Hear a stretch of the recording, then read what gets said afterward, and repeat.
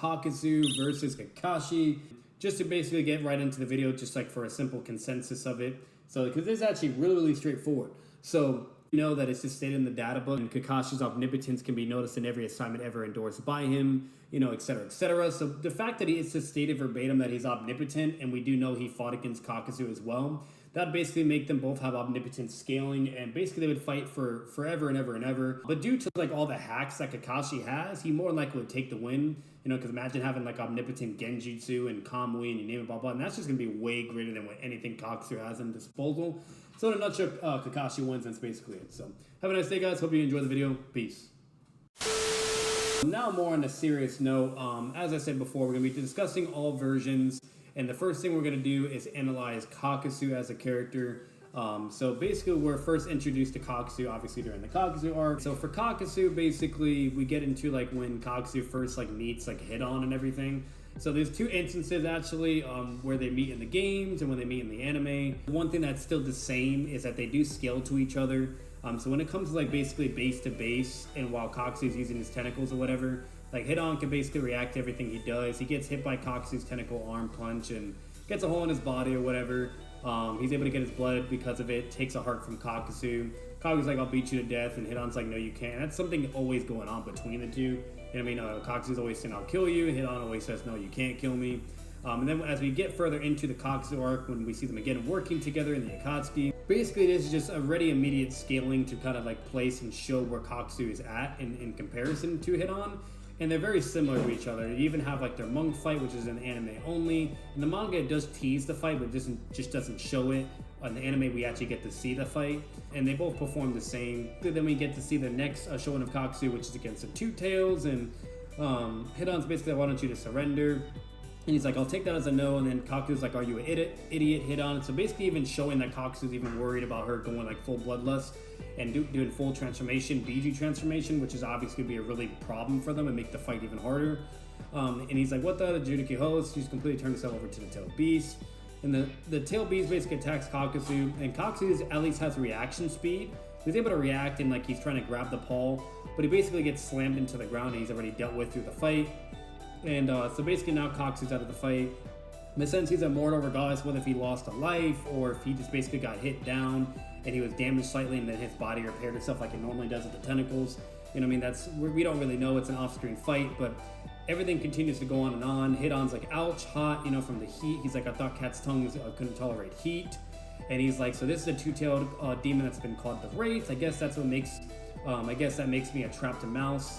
You know, then we get like a time skip. Shows Hit-On doing the ritual. Basically, she's defeated. And what more than likely basically happened is, you know, they were able to get her blood somehow, regardless of if it was KAKUZU or Hit-On. And then basically he was able to do his move, and then she was fucked, you know. And then, like I said, Hax is going to triumph over something, even if it's more powerful than you. You know what I mean? So it doesn't matter if they don't even scale to the Two Tails or whatever in order to beat it down or use her jutsus to beat it down. As long as they get her blood, you know, whatever, whether if it's her getting off guard or her reverting back to her form when she thought they were dead. We don't really know how it happened. Regardless, he gets her blood, deals with her. And next, we get introduced to the whole Asuma fight scene. He goes to attack Shikamaru from behind. Shikamaru is able to dodge, you know, basically from getting attacked from behind. So, and he's like starts chasing Shikamaru, but he's not able to basically get him, even running at full speed. And then Shikamaru gets protected by Asuma. And then as the fight further goes on, you know, we see what happens. Asuma's able to give Hit-On a really good fight, but eventually Asuma's taken out and he gets killed by Hit-On. And then backup comes, another Jonin goes to fight KAKUZU. He's able to activate his diamond armor in time because basically he wasn't able to move fast enough to dodge the attack. So he can only react with like his jutsu ability and basically, you know, protect himself, which further just shows that he does not have raw durability, you know what I mean? Like, or durability that's greater than Madara or anything. He has to use the diamond armor in order to protect himself. Then we see further scaling where he's in a 2v1 situation against Shikamaru. Basically, you know, they're both getting a run for their money. He's forced to use diamond armor again to protect himself from a paper bomb. He's like, just watch out for the shadows or whatever. And Hit-On like got worried as well when that was happening. Like he yells KAKUZU and he's like, it's all right, I hardened my arm, so I'm fine. Further proving that, you know, his raw durability or normal durability is trash, and paper bombs, kunais, blades, and joning, you name it, whatever could be able to hurt him even in his base. So just putting that out there. And then basically, like, you know, the fight continues. Shikamaru is able to outsmart both of them. He's able to capture them both in the shadow possession. Cox is able to stop it because he's able to use like his tentacles and basically take the thing out of the ground. So the shadow possession was basically redundant. But then Shikamaru controls hit on, basically forcing him to fight Kakuzu. And then basically, you know, like Kakuzu is backing up or whatever. He gets backed up to a tree. Choji tries to attack him, but he's able to activate his diamond armor in time. And then it just continues from there. Kakashi is basically able to analyze that, and the fight continues on. He was able to harden his entire body so he doesn't get, you know, fucked up by Choji or anything, or killed potentially. And basically moves forward from there. Kakashi speed blitz him from behind, hits him with a Raikiri, then moves forward, whatever, and basically gets hit by Kakuzu. He gets speed blitzed as well. He wasn't able to react or anything. And then basically now it's a 2v1 situation where Kakashi is holding his own against Hit-On and Kakuzu against their combo attacks, where it's even stated verbatim that Kakashi was the only one to actually survive it for the first time. And basically he does, like, you know, Kakashi continues to fight, does 2 Raikuris to stop the false darkness technique from Kakuzu. Kakashi is able to use his water style as well against Kakuzu's fire style enhanced wind, which is really impressive with Kakashi, but we'll eventually get to him later. Then Kakuzu is able to grab Kakashi from behind, speed blitz him. And as you guys can see a general common trend, Kakuzu is only able to speed blitz Kakashi when it's normally from behind. Same thing with Kakashi as well. And if it's not that, then they eventually one or the other gets the upper hand on each other, if it's taijutsu or whatever the case may be.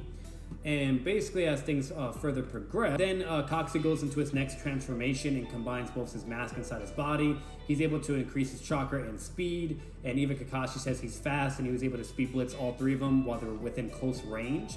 So he's not able to speed blitz from far, but he can speed blitz if he's like in close range, basically, if that makes sense, to 3-Tomo Kakashi.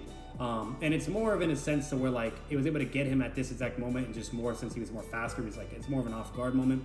So even if like Kakashi's like, you know, eventually like in front or whatever, Kakashi can still react according to whatever, blah blah. It was just in the moment. Yamato and Naruto come and save. Kakuzu even says like, oh, he's already disheveled, basically saying Naruto's already fatigued doing all that from like training his ass off.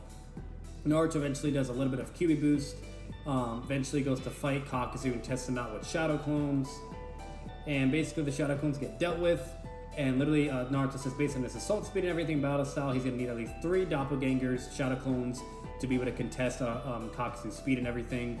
Even Kakashi says like, oh, he's mastered, you know, to tap into the experience of the shadow doppelgangers. And a fun fact, by the way, shadow clones only have 1/10 of their strength, by the way, compared to the original user. It's just stated verbatim during part 1 Naruto as well. So I just want to kind of put that out there. But the Naruto does is like his Rising Shuriken. Even Kakuzu says if I get hit by that, it's bad. I'll get fucked up. You know, we know what happens after. Naruto speed blitzes Kakuzu twice. Kakashi's also able to cut his tentacles while he's in the strongest form and save Naruto. Yamato's able to push him away, and they don't get speed blitzed or anything, you name it. And then basically Kakuzu's like, all right, I know what to do. Just avoid close combat, yada yada. He's gonna keep my distance. He goes to strike at Naruto, thinks he's gonna win. And then basically he goes into like his next transformation in order to compensate for Naruto as well. And basically once he does it, like his final transformation, Naruto's still able to use his 3 shadow clones, and you know, or his clones, and then like basically bait him and like speed blitz him from behind again, and just fucks him up, and then Kakuzu gets defeated, and we all know how that goes, right? So that's basically the general scaling you have for Kakuzu. Other than that, from the data books, you know, it's basically where like with his diamond armor, its true physical attacks are virtually useless against me, which that's important, virtually meaning like, you know, for the most part, not always. And then even in the data books, it even says here where his heart and body cannot be moved. So whenever he's using diamond armor, he can't move, by the way. And it also says there are nearly no jutsu other than lightning style that can defeat the diamond armor. So it says nearly, so meaning it doesn't mean you have to only have lightning style. You can use other techniques, and as long as it's strong enough for rescale over, you'll be able to fuck up Kakuzu, be able to deal with it. And the last amount of skill that we get with Kakuzu is when he's brought back as an Edo, where it's stated verbatim where they're all close to their original power, by the way. So he's not like severely nerfed or anything like that either. Everybody sees him, nobody's freaking out or anything, or acting like he's KCM1 Naruto threat level or any of that bullshit. The only people that they were actually ever concerned about was the Kin and Gin. But anyways, basically, you know, things start going. He's charging forward. You know, then we basically get to see him fighting against a platoon of like Dari, Tenten, Choji, Shikamaru, you know, all that, you name it. He's over here killing a bunch of fodder shinobi. He starts getting 3 hearts already. And then he has like 4 hearts and he's still killing a bunch of fodder shinobi. And then he sees like Shikamaru, Ino, and Choji. He's not able to speed blitz him or anything like that either. And he has like all his 4 hearts as well. And he starts fighting against everybody. He's able to get his 5th heart. You know, he goes like, he starts doing like all his puppet things, whatever, sending them to fight and everything. And things like basically like while fighting like the whole platoon and whatnot and doing his thing, like all the, you know, the mass things are like fighting everyone. He's fighting. He eventually gets speed blitzed by 2 tuning, where once again his raw durability doesn't do fucking shit for him. Gets cut open like butter and immediately like subdued and immobilized. And that's basically like the main showings that he has in the war arc. The only other thing he has is like them like locking him up so he can't move. That's basically what you have for KAKUZU for the most part. We get to beginning Shippuden Kakashi, you know, we see him during like the bell test, and he's basically sees a Sharingan against Naruto and Sakura, acknowledging their strength and power. And so he's fighting against them. Even they say like, yeah, Kakashi sense is really strong, smarter than Shikamaru, keener sense smell of than Kiba, more adept at a Sharingan than Sasuke, you name it, better taijutsu than Rock Lee. And then basically, you know, like Kakashi says, phew, can't believe I had to use my Sharingan this much.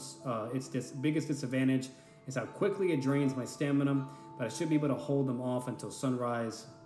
Moves forward from there. Then we see some really impressive intellectual intelligence and analysis abilities from Kakashi, where just from his one experience from Itachi, he's able to fully dissect and analyze him and his weaknesses overall.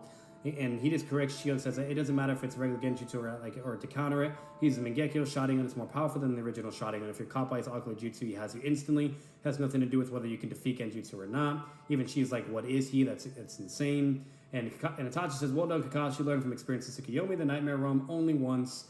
After using that Ocular Jutsu, you're spent and tired to wrap things up and leave. It's like that jutsu requires a considerable amount of chakra, and it seems it's quite a risk to your eyes too, Itachi. And Itachi even says, like, after only one fight, it's a pretty good analysis. Further just remarking how intelligent Kakashi is and how good he is at analyzing as well. And he even says, like, how much eyesight have you lost? Further indicating that, hey, like, I have the Mangekyo Sharingan as well. I understand the mechanics of it. And even, like, Itachi's like, Kakashi, are you? And he was, like, really, really surprised from that as well. Like, really shook from that. He actually got serious. He's like, wow, like, you have the Mangekyo now? So, and then we see how that fight goes. He dodges a fireball. He does his earth style, gets underground, tries to attack Itachi. Itachi dodges. Itachi's like at 30% of his power. And then basically, you know, he fights whatever. And then we get to like further showings where while Kakashi's fatigued and not at full power, he's able to get in front and basically stop Kyuubi Naruto while enraged with a mental amp, which is really impressive from charging Deidara and Sasori. He's able to react to Deidara's attacks as well and basically respond to him accordingly. And then he eventually says while chasing Deidara, he can't drag this out. He better use it and settle this now, referring to using the Mangekyo Sharingan in order to defeat Deidara. And he tells Naruto to have a plan. And then Kakashi says, like, Naruto says, Kakashi says, not yet. He's like, be patient. I don't have as much chakra as you. Take me a little longer. And he's like, I'm just about ready.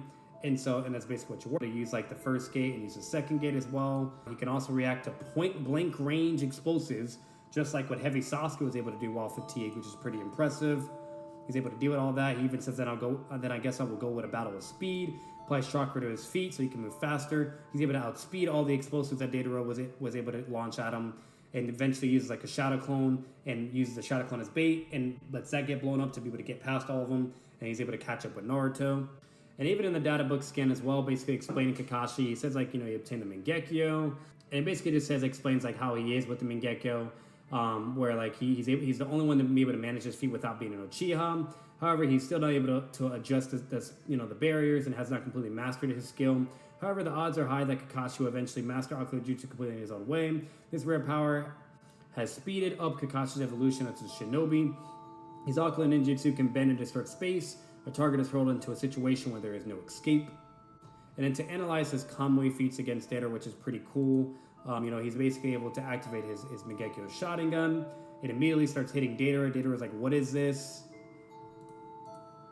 And he's like, Ocular Jutsu, oh no. Even Naruto's like, wow, this jutsu is insane. And then Kakashi said, I missed. I can't properly control the position and size of the barrier space.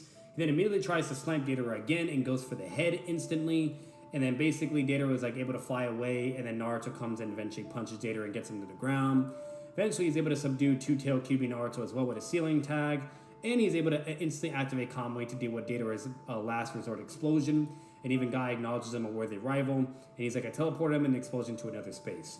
And that's all we really have with, Shippuden Kakashi. Then we have basically Kakuzu Arc Kakashi. We basically see everything with Kakuzu, where he's able to speed blitz him. He gets speed blitzed by Kakuzu eventually as well. Same thing, similar. Able to fight both of them in a 2v1 situation.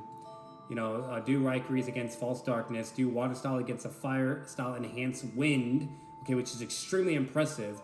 And he does say like Water Style will be enough to put it out, to put the Enhanced Fire. But the fact that he could even hold it long enough with Water Style, while it's enhanced by Wind, is extremely impressive and just goes to show how crazy Kakashi's chakra control is and how powerful he is as a shinobi. So he's able to put a good fight against Kakuzu in a 1v2 situation and in a 1v1 situation. He's also able to exchange against him when taijutsu in the anime only. And he does eventually get a speed blitz from behind because, whenever it comes to them getting attacked from behind, it's the only time where they're able to get the upper hand on each other. And basically, Kakuzu slams him on the ground with his tentacles. Eventually, when Kakuzu applies like his two masks into his body and transforms in a way, he's able to speed blitz all three of them. And even Kakashi says he's fast.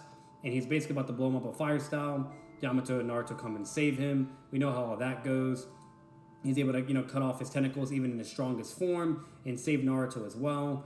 And basically, Yamato's able to push that Kakuzu away. And then after everything happens, you guys already know, then he eventually lectures Kakuzu, roasts him, and says you're trash. And then basically he even tells this Naruto, which is really important, where he says they ask him how he's on a bed. He's like, psh, I didn't even need to use the Mangekyo Sharingan, but if you hadn't shown up when you did, I would have had no choice. Basically referring to the exact moment when he got him with the tentacles and he was doing Fire Style. So basically showing that he would have used Kamui to instantly deal with the jutsu and survive, and then he would have more than likely just used the Mangekyo to defeat Kakuzu right there and then. And he says that then I would have been in the hospital. So basically he literally implies and says that I would have had to use the Kamui in order to defeat Kakuzu, and then I would have been put in the hospital. So he literally just says he wouldn't have died. He would have been forced to use Mangekyo and defeat Kakuzu that way if they never showed up. And he also says, Naruto, you're strong. You may even surpass me. So Naruto hasn't surpassed Kakashi at this point, but he does tell him eventually he may even surpass him or whatever, that to just keep working on himself and yada yada. Okay, next thing we see is him analyzing Obito's ability with Kamui, where he traveled through space without weaving signs and summoning or using marks. And he says that ninjutsu surpasses Lord Forth's abilities. And even Minato was able to analyze that and made that deduction as well, saying that as well. So it just goes to show that Kakashi has similar intelligence to even Minato as well, which is pretty impressive. And after seeing his Sharingan and basically seeing him, Kakashi starts sweating and just realizing he's a powerful threat. And then he even takes him so serious to the point where he doesn't even he's like, nah, I'm not going to just only try to fight him with 3 Tomo. I'm going to immediately use Mangekyo Sharingan to try to fight him. That's how serious of a threat Toby was to him, when just seeing his Sharingan alone. So you have all that. Then we get to the Pain arc. We basically see, Kakashi fighting against Pain, reacting to him, basically fighting, going blow for blow, testing him and whatnot, and basically just analyzing everything he can do against Pain. He's able to even stop Pain, from trying to kill Iruka, at full speed and whatnot, which is also really impressive. He's able to fight arguably the 2 most deadliest paths of Pain. It's the Robot Path of Pain, Nintendo Pain as well. Eventually even state that he's got no chance to fight them alone. He needs backup and to let the others know what he has, as long as I can hold him long enough. He uses a lightning shadow doppelganger, you name it. He's able to get the edge on Pain. Then Choji's dad and Choji come. They take down the Path of Pain. He's like, well, I did have something in mind, but this helps me preserve some chakra. So he even had something in plan to be able to deal with one of the Paths of Pain, which is pretty impressive. But overall, and then Pain further acknowledges, says, he shot a doppelganger, so he had already hidden himself. And then Choji's dad and Choji, only using substitution arts and doppelgangers until he determines the nature of his enemy and their abilities. Kakashi up to his old tricks. In fact, since the last time I teamed up, that crafty fox hasn't changed it one bit. Further acknowledging that, this is in character and what a Kakashi always does, using shadow clones and substitutions, you name it, or trap shadow doppelgangers. And he's like, you still have chakra? And he's like, well, I already used a lightning shadow doppelganger, so I spent over half my chakra. And honestly, a prolonged battle against such an adept opponent is going to be tight. But I have deduced some of their abilities. And he's like, I have a plan, basically. So he worked with his teammates, presses Pain even further. And then basically, tries to attack Pain again. Pain's able to deal with him, whatever. They're going back and forth. Kakashi's able to tank Kashima Tensei as well, which is very, very impressive.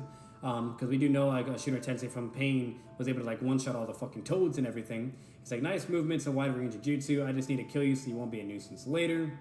And then eventually he does like a Shiro Tensei, on all of them again. Because Kakashi wasn't able to, Kakashi was able to create an opening with his plan. And he's about to hit, Tendo Pain with his like Raikiri. But he wasn't able to make it in time, unfortunately. And the other Path of Pain was still alive and was able to take the hit instead, giving Tendo Pain enough time to use Shiro Tensei again. So then they all get basically like fucked up and like really hurt with the second Shiro Tensei. And even Kakashi's bleeding. Kakashi had to use Kamui twice to react to Pain's attacks to one of his missiles. It even says like with the chakra he has now, he'll die by doing that. And so basically him reacting to Tendo Pain's like nail attack, and even Tendo Pain like acknowledges his power. He says like, you're not pretending you really can't move. He's like, and I know you're not a shadow doppelganger, so I'm just so now you're going to have to die. But just to be absolutely safe, I'm not going near you. So even Pain acknowledges his power, and he says, no Pain. Well, from that distance, I guess you can't miss. And then basically, like I said, we already know what happens. Kakashi's able to Kamui. And then even in the data books, like if you guys still don't believe that Kakashi was able to hold his own against Pain and basically be able to get, give him a run for his money and buy enough time, it even says in the data books, after he uses a Mangekyo shot against Deidara, Kakashi collapsed due to the amount of chakra and stamina required to use a Mangekyo shotgun. In order to improve his stamina and physical abilities, Kakashi trained every day, which resulted in him becoming stronger than he had ever been, allowing him to successfully gather intel against Pain, the most powerful member of the Akatsuki. Okay, so the fact he was able to do all that, is really, really impressive. His stamina, endurance, and power allowed him to become a better user of the Mangekyo shotgun, making him more powerful than he had ever been before. Okay, so he has all that information. And then the last amount of feats that we see with Kakashi is basically him, reacting to 5 Kage-Summit Sasuke. He's able to react to him, land some blows on him. They talk. He says, I don't want to kill you, whatever. And then basically Sasuke uses his arrow, his strongest and fastest move. And basically Kakashi's able to react to it with Kamui and says, so fast, if I hadn't blown it with my Mangekyo, I would have been done for sure. So he's even able to react to a Susanoo arrow, which is absolutely insane, and immediately use Kamui. So this Kakashi during the Pain arc and everything is just absolutely fucking crazy. And not only that, it's in character. Whenever Kakashi deems you enough of a threat, he would use Kamui to instantly snipe you off. And even says that he was willing to do that against Madara. He was like, I'll snipe you right now, and I'll get rid of you right now and here. And obviously, Obito was able to deal with it because he has Kamui, he can control it, so it can't do anything. And then eventually we get to the war arc feat, so he's able to fight against Zabuza and all of them, and just swordsman, he's able to deal with all of them, and all that. He basically gets tagged by Zabuza, but he's able to tank, not tank it. He gets cut, but he's able to survive getting cut by Zabuza. He uses Raikiri, he's able to speed blitz Zabuza, and basically deal with him. Well, they're basically on similar ground, but he's able to hit him with the Raikiri, and because 3-turbo and everything, and seeing him and whatnot. We also get to see him fight against V2 Jinchurikis with Guy. He's able to tank attacks from V2 Jinchurikis, which is actually really impressive. That's a very impressive durability showing, because we do see what happens when Orochimaru was touching V2 Jinchurikis. He was over here melting and shit, and you name it. So that's really, really impressive. And even the blade from Orochimaru wasn't able to pierce against him. So it's really impressive durability showings. He's able to cut apart the V2 Jinchurikis as well. So that's just really, really impressive. Eventually he does get his limits, where when it comes to all of them going full transformation, he can't really do anything. And it took for Casey and Naruto to save the day and backpack and everything. So they're able to fight against Obito and help Naruto and whatnot. Meaning Kakashi could be able to do the same. And then Kakashi's able to Kamui the statue's head, but Obito stops it. So you have that as well. And then Kakashi's able to help in the fight. And he's able to use Kamui. And while Obito's using Kamui, he's able to basically Kamui Naruto's Rising Dons while he's in KCM1. He's able to Kamui a lightning shuriken that he throws while helping Naruto against Obito with Rinnegan and Sharingan and Mangekyo. He's even able to Kamui a fucking KCM2 Shadow Clone as well, which is really impressive to allow Naruto to be able to land a hit on Obito as well. He's able to react to Obito's Kamui Shuriken and use a Mud Wall, which is really impressive because the same Kamui Shuriken are able to cut through the 8 tails as well, if you didn't know that. He does a Raikiri, and he's charging against Obito with KCM2 Naruto, things like that. He's able to damage Obito with his taijutsu bullets and make him bleed while hitting his body, which is pretty impressive. And with the aid of the 9 tails chakra, he could even do things basically comboing the 8 tails and having him come through and whatnot as well, and bringing something as big out as him. He could also go in and out of the comboing dimension with the 9 tails chakra and without the 9 tails chakra. So there's that as well. Just kind of want to put that out there. So yeah, you have all that. And just to show right here where he's like coming out of the Kamui dimension, like to hop right on Jubito, not Jubito, right on Obito right after he lost like his Jubito form. So you have all that. So he can go in and out of the Kamui dimension, which is really, really fucking convenient and powerful. He has further Kamui feats where he's able to like, basically go to Kamui that statues hit off again, but he failed because he didn't have like enough chakra, and he only was able to get the arm off. And even Madara acknowledges him and says, seems like there's still someone with nice eyes over there. He's like, well, it's no real handicap, and now I've gotten a little pen for them. I just need to shove them, whatever. So even Madara acknowledged it. He has Raikiri with Minato with a big-ass Rising Gun. He was willing to kill, like, Zetsu or whatnot. He used Kamui as well to help out against Madara. Against Jubi Madara, he's able to Kamui and react to Jubi Madara hitting Minato's arm off. And before it hits him, he's able to react and Kamui the fucking Rising Gun, which is really impressive. Okay, so you have all that. And tank the force of the arm flying towards him as well by Jubi Madara out of all fucking characters. So he has insane durability feats showing as well. To Kamui Naruto away to the Kamui dimension as well. This way, basically, they can be able to do what they have to do in Naruto, which is also really impressive. And this is all really impressive because even Sakura's like, Madara could have killed me at any point. I was so terrified, forgot to breathe, of how powerful he was. So he's able to throw a kunai as well to be able to save Guy from Madara's True Seeking Orbs. So that's pretty impressive combat speed and reaction speed as well. He's able to Kamui the True Seeking Orbs. Or not Kamui, the True Seeking. He's able to Kamui the True Seeking Orb on Madara to allow Guy to hit him and everything. So you have those feats as well with 8th Gate Guy and Jubi Madara and stuff. So it's just insane fucking feats. And don't get me even started. Then he has like the 6 pass feats where he's able to like Speed Blitz Sasuke, Naruto, and Kaguya and save Sakura. He has all that. And basically he's able to use Susanoo. Even Naruto says like his Susanoo is way greater. He's able to Speed Blitz Kaguya's strongest form with his Shuriken. He's able to tag her as well with his Kamui and everything.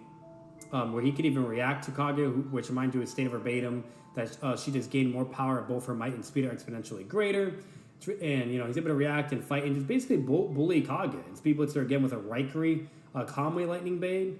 So you have all that, and he can even use Kamui and react to Kaguya's attack to save Naruto, and you have all that. So, and that's just really, really fucking impressive, and just overall, just absolutely crazy. And that's basically what you have for the gist of it. So Kakashi's just a fucking beast. So that's basically how in a nutshell for all the scaling. So now we're basically going to dive into Kakuzu versus Kakashi. So just basically for the simplicity of things, guys, part 1, Kakashi gets absolutely slammed. It's literally Rusty Kakashi, who is literally like not even faster than Guy in the beginning of part 1 Naruto. Just stated verbatim that Guy is even faster than Kakashi. And that Kakashi also has really bad stamina and chakra reserves. Like he immediately faints after he's using 3-tomo Sharingan, you name it. And even Prime Kakashi is just nowhere near the level of Kakuzu at this point. You know what I mean? Like I said, his best feats is against Kasami, but he couldn't even beat him or whatever. And this Kakashi is the weakest. Like, if Kakuzu can fight a Kakashi that's even stronger, there's no way this Kakashi has any fucking chance whatsoever. He won't be able to do it. And not only that, we literally even see Kakashi with 3-tomo that it just wasn't enough to even beat Kakuzu when he's even stronger in Shippuden. So no matter what, this Kakashi is just not going to be able to win at all. That's definitely a W for Kakuzu. And obviously, don't even get me started on Kitty Kakashi. It's even worse. He gets slammed by Kakuzu. So those are W's for Kakuzu. Then we have like beginning Shippuden Kakashi. This Kakashi also still loses to Kakuzu. The main reason is, for one, his stamina chakra reserves are still not that great. They're very much more improved, but it's just really not good. And most importantly, he doesn't have like full control with Kame as well. It's kind of like half-assed, and he's like still working with it, and he hasn't like fully mastered it. And then most importantly, the main problem that really dictates the issue with Kakashi not being able to win even the beginning Shippuden is he's not going to get speed blitzed or anything or like fucked up by Kakuzu like that. The problem is the fact that literally this Kakashi needs time to activate the Mangekyo Sharingan. So unless he's able to like use a substitution or shadow clones where he's able to buy enough time to deal with Kakashi, then obviously he should be able to activate it. But it's, once again, that's if he's even able to do that, and if Kakashi even allows him to be able to do that. And even if he is able to do that and awaken the Mangekyo, sure, now he has like better precog, perception, whatever you name it, and whatnot. But then again, like he's really struggling at this point with chakra and stamina.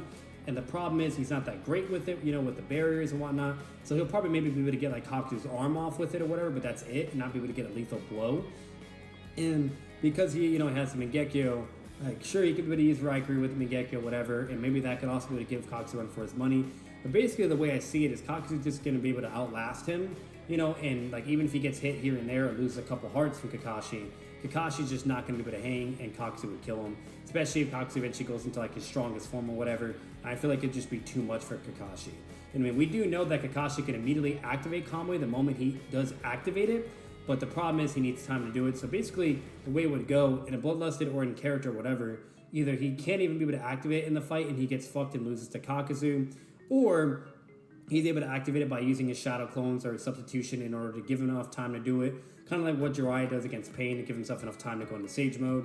And even if he's able to do it, like, he'll be able to give Kakuzu a run for his money, but just won't be enough and he'll just lose. You know what I mean? And that's basically what you're working with in a nutshell. And there's just really no way for Kakashi to pull it off. Then you have like the Kakuzu arc, where basically at this point we basically have already seen the fight. If Kakashi's able to hide himself like he was able to even do against Pain, you know, if he's able to like use his stealth skills and everything, he could definitely sneak up on Kakuzu from behind and get a freebie and speed blitz him. He clearly has the speed blitz speed to do that, but that's only going to be like one way to get a heart, right? He's probably not going to be able to do that over and over, but that's in character. He literally sets up that situation against Pain. He sets that up against Kakuzu. He is always getting behind his enemies, and if he can get behind his enemy 9 out of 10 times, he can land the Raikiri and speed blitz him. So you have that as well.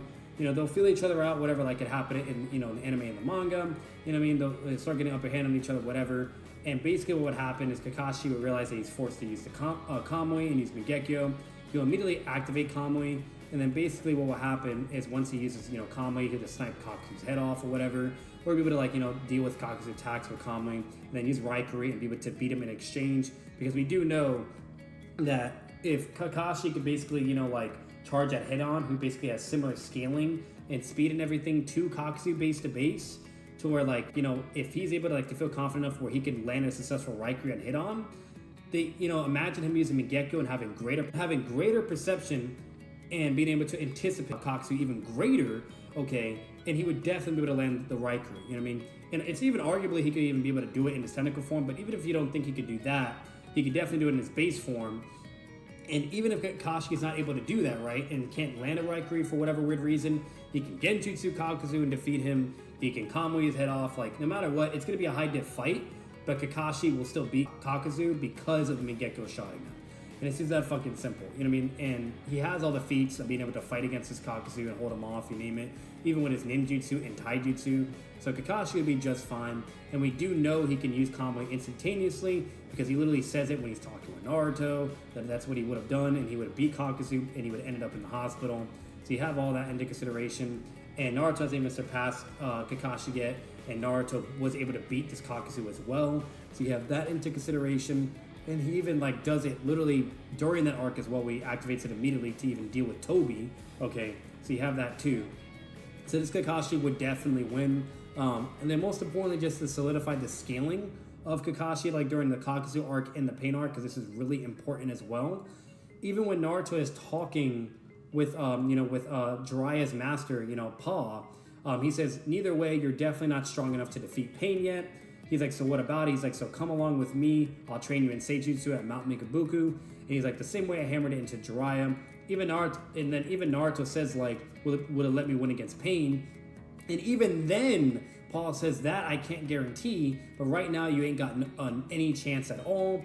And basically they go on to train. So if Kakashi is stronger than this Naruto, and we know this Naruto only has Rising Shuriken and just better overall experience with the Shadow Clones, there is no conceivable way that Kakuzu is going to be able to beat this Kakashi. He's stronger than this Naruto that beat Kakuzu, okay?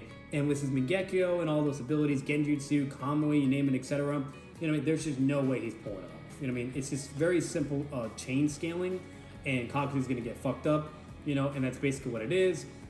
And we even see further feats in the anime and the manga, where even Sage Naruto wasn't even able to beat Pain, and that was him by himself while fatigued and not even at full power. You know what I mean? So it's just very crystal clear in the line of scaling, So I just want to kind of put that out there. And then for Pain arc, it's even worse. Like, he's even more stronger, higher chakra reserves and stamina, you name it. Can use Kamui to instantly snipe him, Genjutsu, Raikiri, you name it. Like, if he's able to do what he did against Pain, okay, and give him a run for his money and at least hold him off long enough to obtain intel, you name it, like, come on, bro. Like, Kakashi just has absolutely no fucking chance. He was able to even react to fucking Sasuke Susanoo, which is absolutely crazy, okay? He has insane Kamui activation and reaction feats, and would definitely be enough to conclude that Kakashi could be able to snipe Kakuzu, Genjutsu him, Raikiri him, whatever potentially. That's contentious, but Genjutsu is definitely the main win con, or Kamui would be the main win con, and that's it, right? Or he would just flat out just be able to beat Kakuzu's ass, and it'd be basically be like the final valley all over again when like Sasuke got 3 Tomo and he's starting to bully Naruto. It'd be kind of like that, you know what I mean? Because if Kakuzu's over here struggling with 3 Tomo Kakashi, imagine Kakashi with the Mangekyo and fighting him. You know what I mean? Like, it's overall like his taijutsu, ninjutsu, all that's like, you know, way more enhanced overall, and he's just gonna fuck up and bully Kakuzu. Or if it really comes down to it, he'll just Kamui him or Genjutsu. It's that fucking simple. It's the same shit, but even on a worse scale. And then for War Arc, it's just, come on guys, it's even more fucking worse. Kakashi gets stronger, more chakra and stamina, where he's spamming Raikiris, spamming Kamui, doing crazy ass feats, helping against Rinnegan, Mangekyo, Obito, you know what I mean, like able to Kamui the Geto statue, Kamui attacks against Jubi Madara, you name it, like this Kakashi is absolutely fucking insane in scaling. While Kakuzu is over here getting fucked up by Shikamaru, Choji, Darui, you know what I mean, fucking Tenten, you name it, like, come on, you know what I mean, like, it's just not even comparable in the slightest, and this Kakashi is a fucking monster in the War Arc. So, unfortunately, Kakuzu gets absolutely fucking destroyed. I just don't want to hear it, and this Kakashi can also go in between the Kamui dimension. You know, so, like, you have all that, like, it's just not fair at all. His Mud Wall can even block Obito's Kamui Shurikens, you name it, like, it's just not fair. Like, his ninjutsu basically scales to be able to hurt the 8 Tails, deal with Obito, you name it, all his speed feats, reaction feats, combat feats. He can injure Obito with just his taijutsu. So, like, no matter what, this Kakashi is bullying Kakuzu. Then you have 6-pass Kakashi. Come on. Come on. Unless you think, like, Kakuzu, once again, he's omnipotent, or, you know, or he's just a god and he can beat anybody, like that raw, multiversal durability, you know, and he can just beat Ishiki, Kage, you name it. But, you know, once again, you guys already know that's just blatantly not the case, and Kakashi would just absolutely slam with fucking 6-pass Susanoo. He would bully him to fucking oblivion. But anyways, that's gonna be it for this video, guys. I hope it wasn't too long. I hope you guys enjoyed. Make sure to leave a like. Comment your thoughts down below. As always, let me know what you think overall in this fight as well. And I just want to kind of make this video because I always felt like there was a common misconception that people really thought like Kakuzu arc or Pain arc Kakashi gets slammed or loses to Kakuzu. And that was always just crazy to me. But that's the main point for this video. But as always, subscribe for more content. Subscribe guys to the channel. And I will see you in the next video.